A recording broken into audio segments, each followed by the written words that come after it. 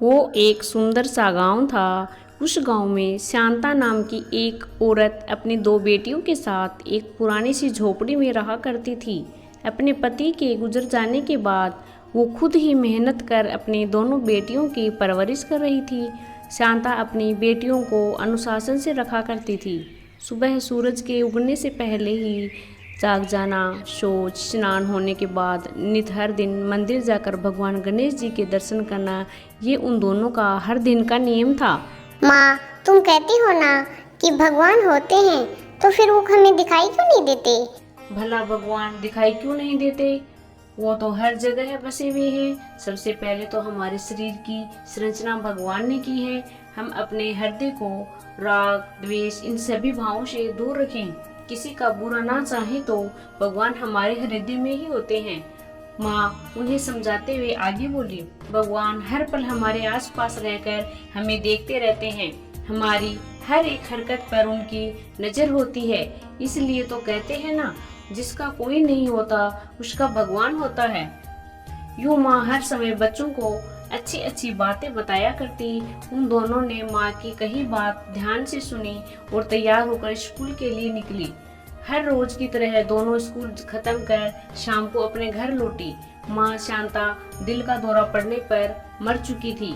दोनों बेटियां खुशी खुशी घर लौटी और दौड़कर अपनी माँ के पास गई। माँ, जानती हो आज स्कूल में क्या हुआ? आज क्लास में टीचर ने सबको उपहार दिए और मुझे तो टीचर ने सबसे बड़ा उपहार दिया, क्योंकि मैं क्लास में फर्स्ट आई हूँ। माँ, मैं कब से बात कर रही हूँ, तुम बोल ही नहीं रही हो। माँ, क्या हुआ? बार बार माँ को आवाज देकर उठाने की कोशिश करने लगी, पर माँ बिना हिले यूं ही बिस्तर पर लेटी हुई थी, जिसे देख दोनों बेटियां घबराने लगी। माँ, तुम्हें क्या हुआ? माँ, तुम उठती क्यों नहीं? माँ, दोनों घर से बाहर निकली और आस पड़ोस में आवाज देने लगी, सुनो, कोई हमारे घर आओ, हमारी माँ कुछ नहीं कह रही है और वो खामोश है। तुरंत आस पड़ोस में रहने वाले उनके घर पहुँचे। शांता को देखकर उन्होंने कहा कि वो मर चुकी है। जैसे ही उन्होंने ये कहा, दोनों बहनों का जैसे दिल बैठ गया। दोनों फूट फूट कर रोने लगी। माँ, एक बार बोल दो। माँ, तुम ऐसे नहीं जा सकती। माँ, एक बार उठो ना। वो दोनों बहनें जोर जोर से रोने लगी।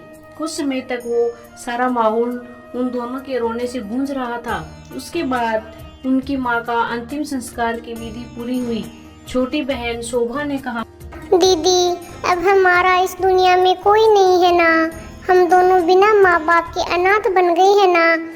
यूं जब शोभा ने कहा तो बेबी बोली, शोभा, तुम ऐसी बातें क्यों कर रही हो?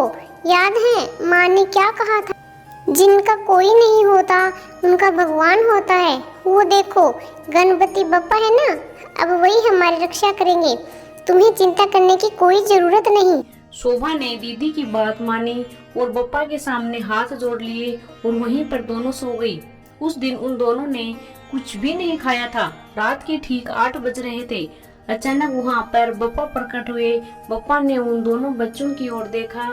मैं तो हमेशा यही चाहता हूँ ना कि मेरे बच्चे कभी भूखे ना सोए।